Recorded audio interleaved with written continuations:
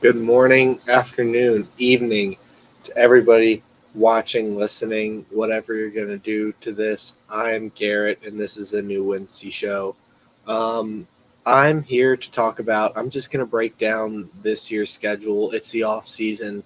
I mean, schedules just came out a couple weeks ago. I really think it's time for me to go through and see what we've got going on here. And I'm ready to go immediately. I mean, I'm so excited now that we have the ability to go back and look through how much we not only have improved just from the beginning of the off season, like the second we got off the field of the Super Bowl, but even just in camp. Like everybody in camp right now looks, I guess, even pre camp, I should say. It's just so, everybody is just so ready, it feels like. It's very, very, very good signs right now. And I want to go through, and I'm not going to necessarily go and I I don't think it's much of a schedule prediction, like a record prediction, but it definitely is going to be. I'm going to go through. I'm going to give keys to games, and I really think it's going to be something that we need to look out for, key games, stuff like that, and it's a really important year. So we are in win now mode if there was ever win now mode, and we thought last year was win now. But anyway, we all know we got first game at home against the Steelers. I, I'm gonna be honest. There's not really much to that game. You got to come out swinging fast. You saw how we played them last year. I think we need to play them the exact same way. They're different. They're young. They're now inexperienced at the offensive positions, at least in the positions that count. I mean, Mitch Trubisky doesn't scare me at all. Kenny Pickett also doesn't scare me at all.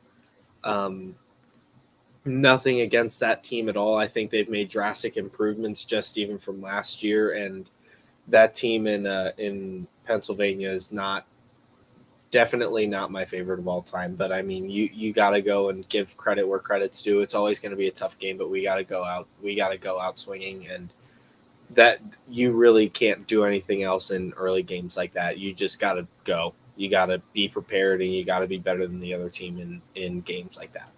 And going straight into the second week, if you didn't think that was a big game, imagine going into Arlington for Dallas next game, which is exactly what the Cincinnati Bengals have. And I really think these first two games so easily, actually, the first 3 or 4 games are totally all winnable.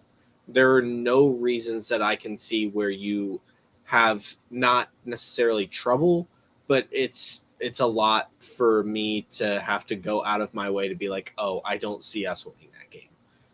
Where I mean, Dallas is not only not improved, but they've taken steps back. I mean, they already lost Lyle Collins to us, and Dak doesn't look good. They refuse to play Tony Pollard, who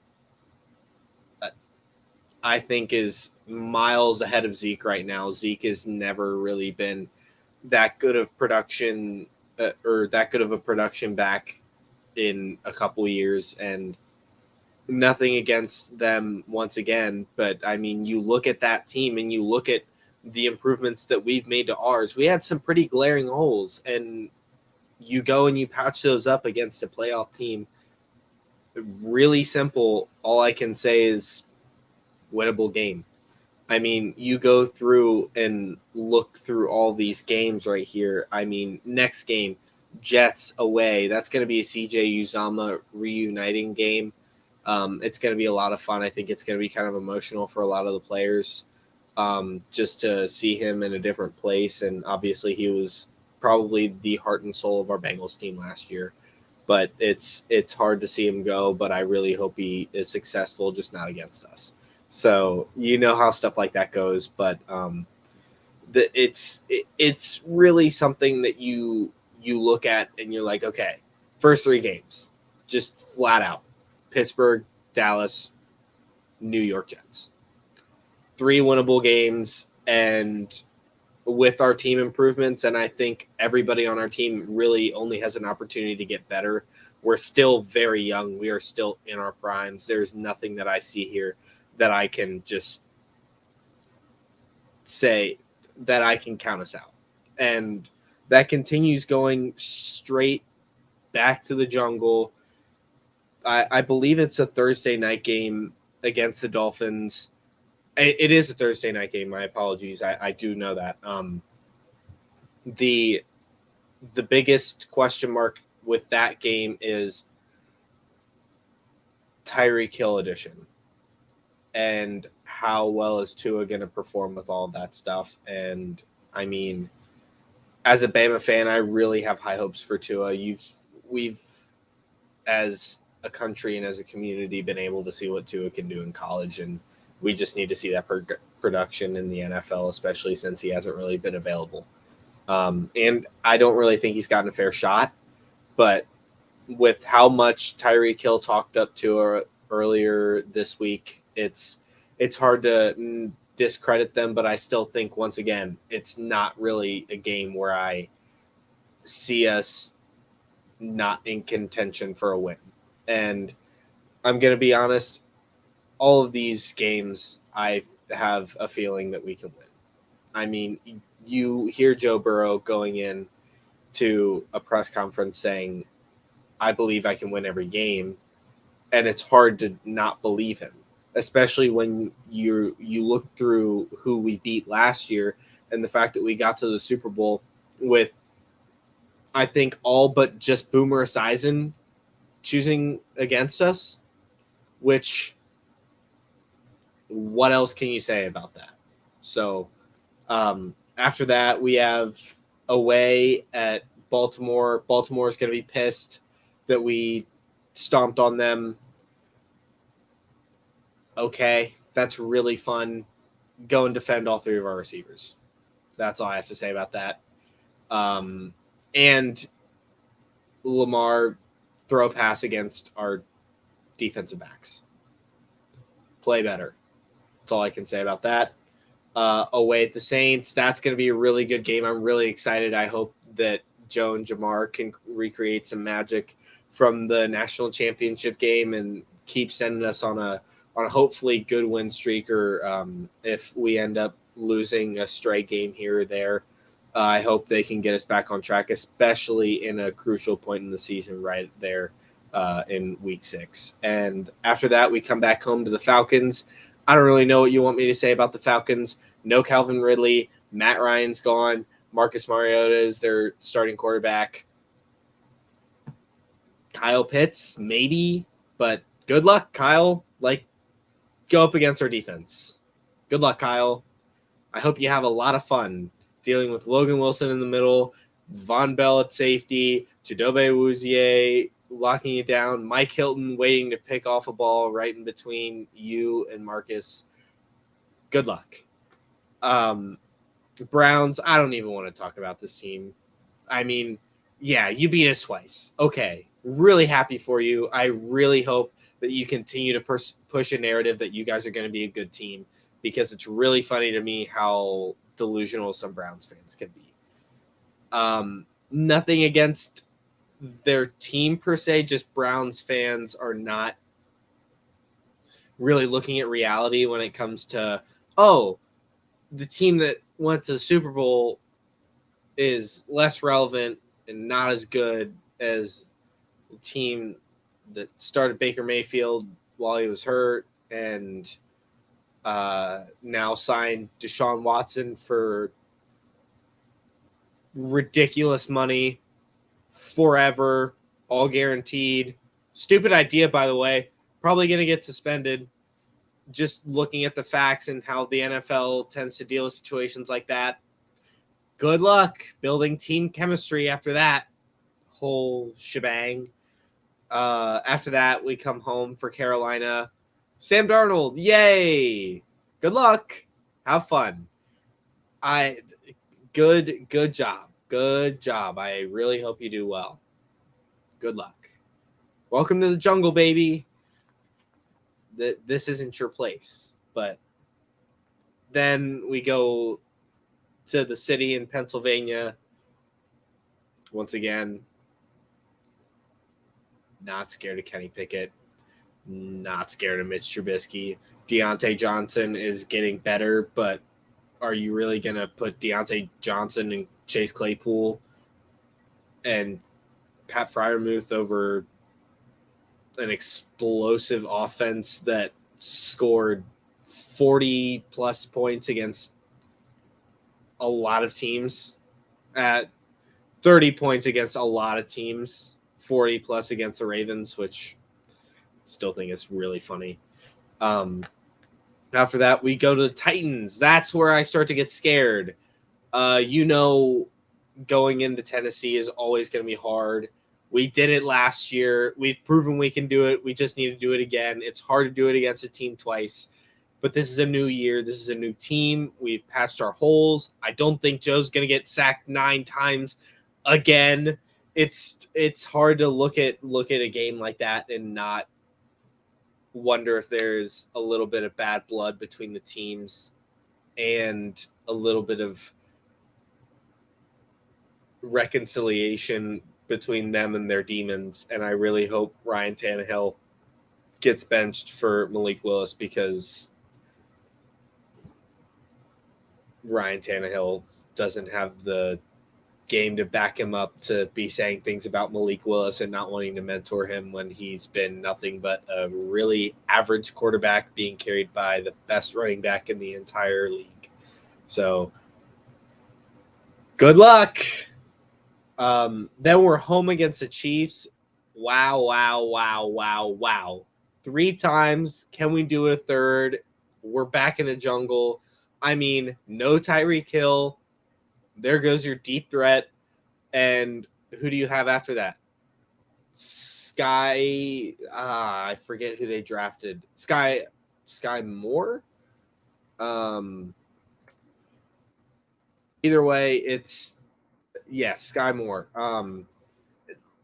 That's really cool that you drafted Tyreek Hill's draft equivalent. But you know what's awesome and probably even better than that? Tyreek Hill. You should have paid him. Good luck.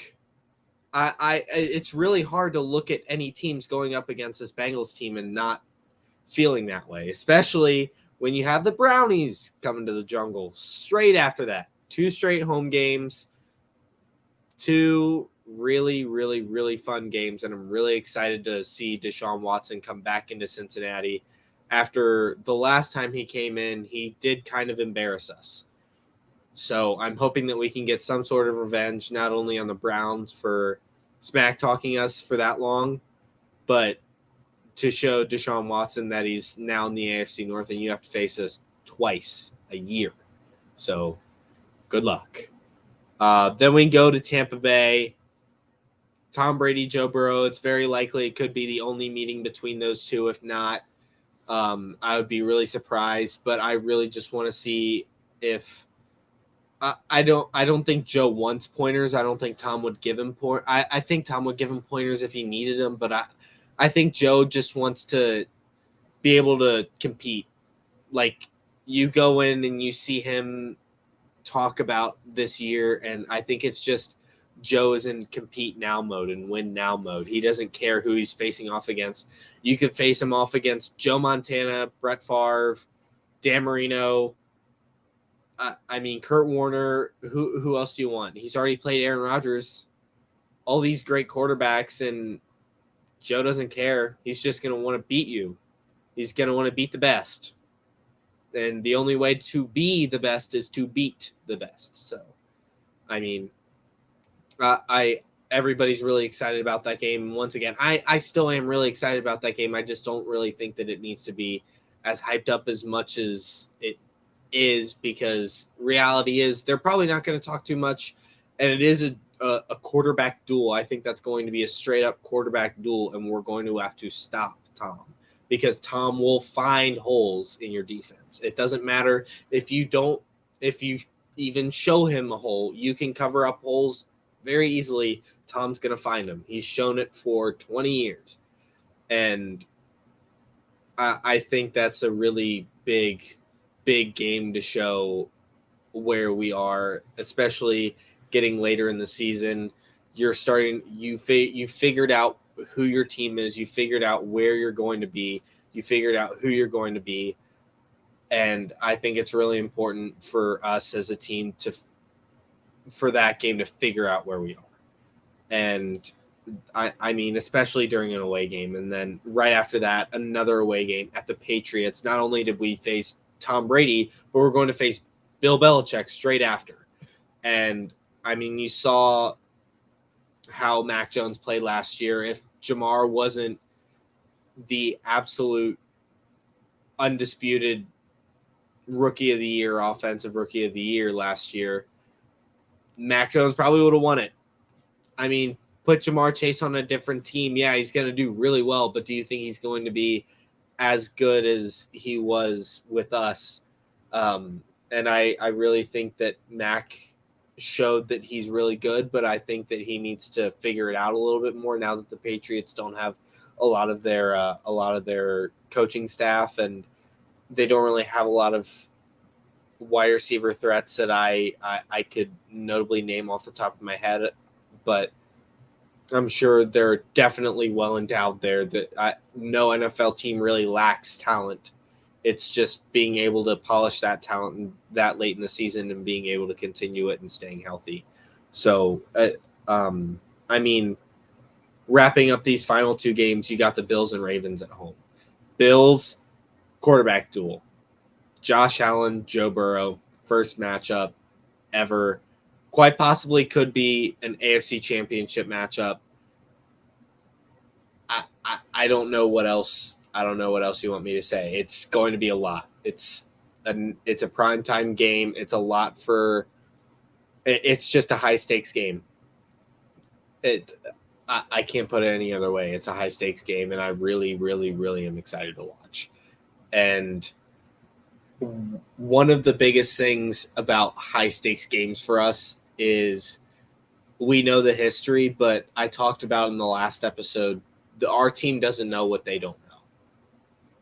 And we went into all of our primetime games last year like that. We went into all of our playoff games like that.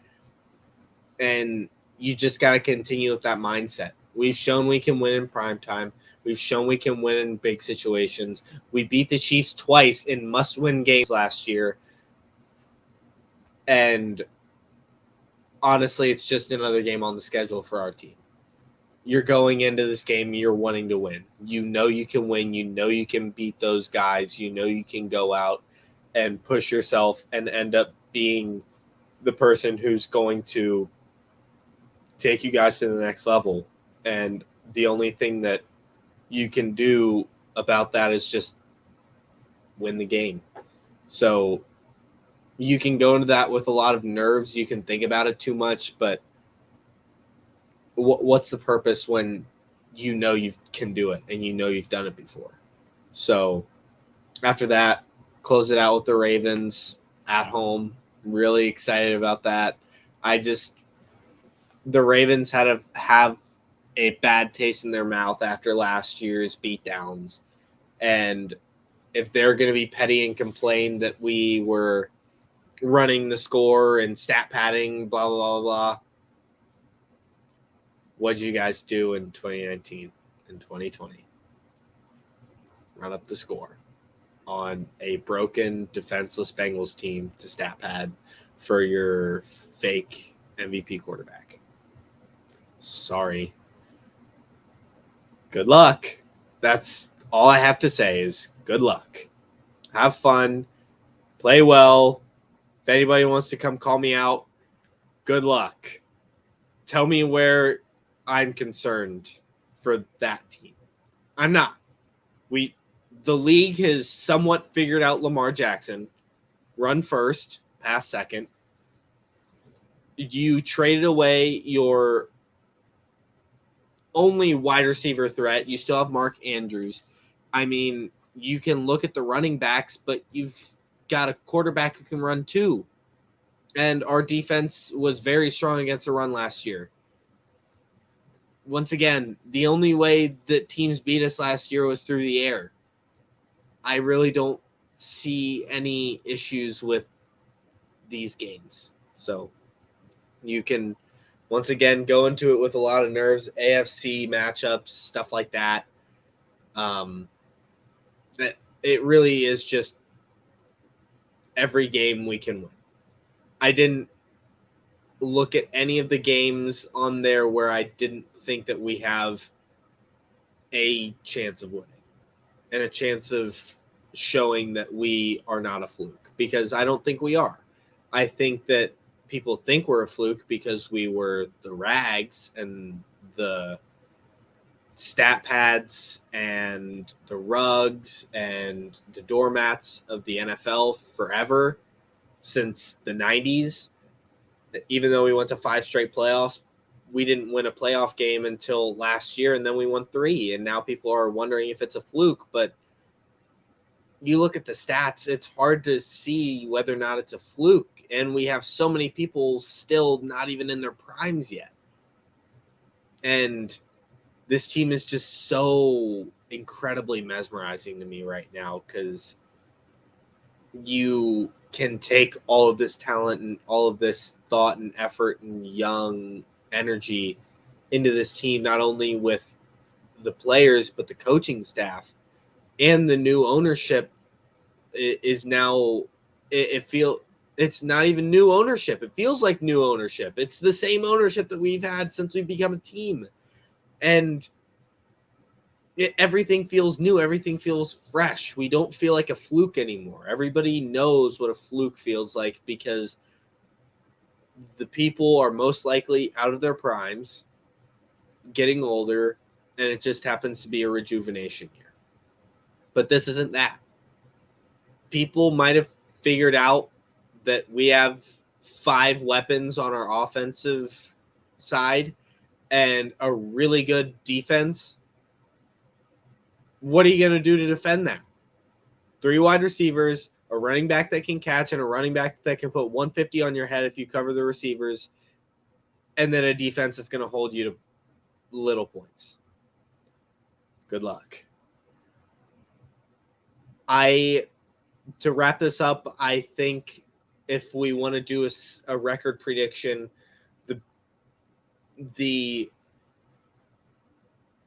my base record prediction right now is probably going to be 12-4.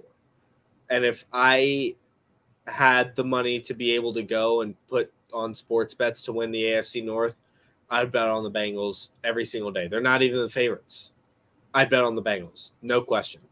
Everybody who listens to this knows that. Everybody who pays attention to sports at all should know that. But I don't see any reason why this team doesn't repeat not only the North, but possibly the playoffs. We are in win now mode, and you can sense it. You can sense it in the city. You can sense it in the team. You can sense it everywhere. We are so close to being back to that field again. Super Bowl. We're going to be there. I can feel it in my bones. Everybody should be able to understand that. And honestly, with that, I come to a close. 12-4 is my official prediction. There's obviously going to be a couple games in there that you lose. Very seldom do people lose, or very seldom do people win every game. It only happens once. Obviously, we're going to lose a game. It's going to happen, and it's going to be heartbreaking. But this is a team that knows how to bounce back and knows how to win. We have figured out what it takes to win. And now we have all of that under our belt, and now it's time to put it in action again. And this has been the New Wincy Show. Thank you so much for listening and interacting. Go ahead and follow me on Twitter at NewJungle9. I want to thank you guys for your support on the first episode, and I really appreciate it. Go follow Wincinnati podcast. I mean, you don't get content like this anywhere else. You just don't. And what else can I say but who day? And thank you guys very much.